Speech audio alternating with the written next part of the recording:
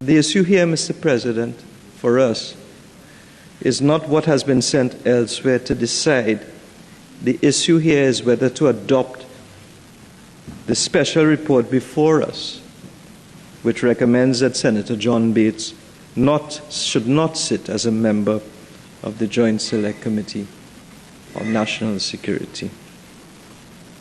So at the end of the day, Mr. President, the effect of what we are to decide is simply whether we have confidence in Senator Janelle John Bates' continued participation on that committee in all of the circumstances that I have mentioned, and in light of the contextual background which I have mentioned as well, which is on record and squarely before us. Mr. President, I would be the first one to say that process is to be respected. But process, Mr. President, is always the servant of principle.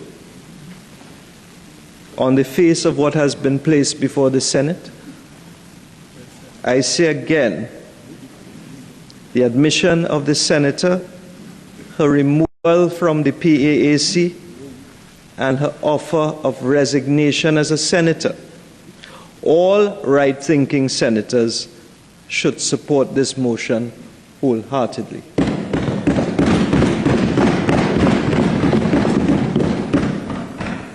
Mr. President, people are not moved just so from committees, or they don't offer to resign by VAPs.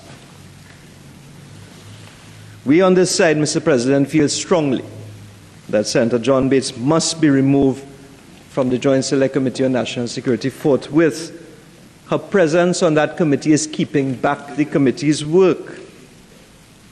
The leader of the opposition is still considering whether she should accept her resignation as a senator. But we in the Senate today must act decisively and must send a signal.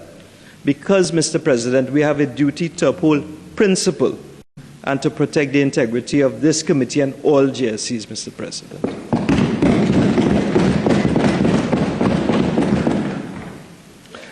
Mr. President, when we voted in this place on a previous occasion on the adoption of the special report of the PAAC, Senator Vera SC spoke quite a lot about process.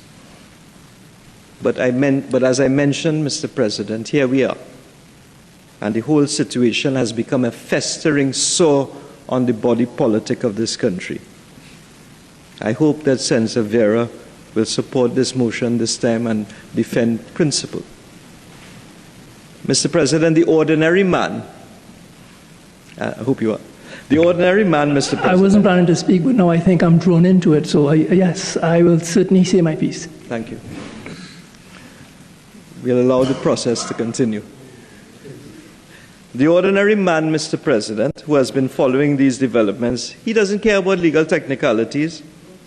The ordinary man is not distracted by what has happened here because he knows in his gut that something is wrong. As Shakespeare said, something is very rotten in the state of Denmark. Something is wrong, and he knows that. Mr. President, the nation knows that something is wrong. The editorials have said that something is wrong. We all know that something is wrong. So let's not be wrong and strong here, Mr. President. Mr. President, if it were one of us on this side, there would be riot police in Woodford Square as we speak. But, Mr. President, the columnists that we usually hear from for the past 10 years, Transparency International, the Law Association, they've all gone silent. And that is because the burden and responsibility is on all of us in this chamber this afternoon to send a signal, to stand up for principle, and to register our displeasure at this conduct. Mr. President, when I was in law school many years ago, they taught a course on ethics, and they still teach that course. And in private practice, one of my learned senior counsel, who is not in this room by any way, used to always say that if you think there may be a conflict of interest, no, he didn't teach me. If you think there may be a conflict of interest, then there is a conflict of interest. And I say no more, Mr. President. He said, look to your left. Mr. President, a year ago, when I first came into this place, a certain senator on the other side used to always tell me that I am a newcomer. I just come, I am a newcomer. I accept that, Mr. President. I've only been here for a year. But there are members on the other side who've been there for more than 10 years. And one in particular should know better, Mr. President. He should know better.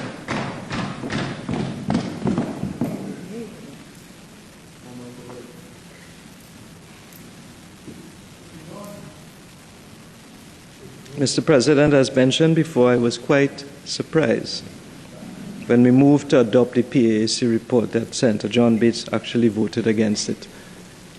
Thankfully, she is not here today to vote against it again and to show the worst example to the children of this country. Okay?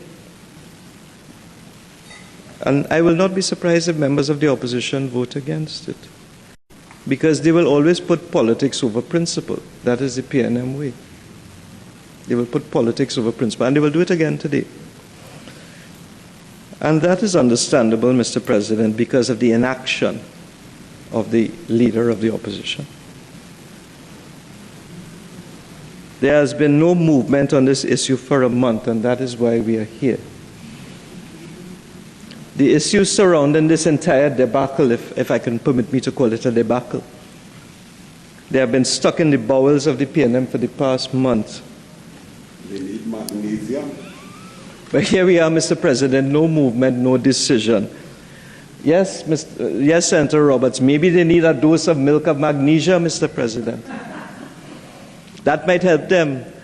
But after they drink the magnesia, I want to tell you, Mr. President, they should take the blue bottle. They should take the blue bottle and put it on a stick outside the balancing house. Point of order. 46.1, the report before us, has nothing to do with the references being made by the leader of government business. All right. I would ask you to tie up the point so that we can move forward. Blight on this country for the past half a century.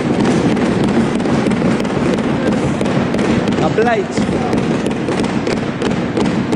Wrong and strong, Mr. President. Wrong and strong. Wrong and strong. The population knows what's going on. Wrong and strong. In the face of what is obvious and inexcusable behavior by Senator John Bates. She continues to sit on this committee, this JSC on national security. Mr. President, I will end by saying people don't offer their resignation in a vacuum. And I want to appeal to my fellow senators on the backbench to think about this very carefully. This is a very historic debate. It's about principle. And there's not time to sit on the fence. You know what happens when you sit on the fence? I will say no more. And with those few words, Mr. President, and the challenge that I've thrown out to members on the other side, I beg to move.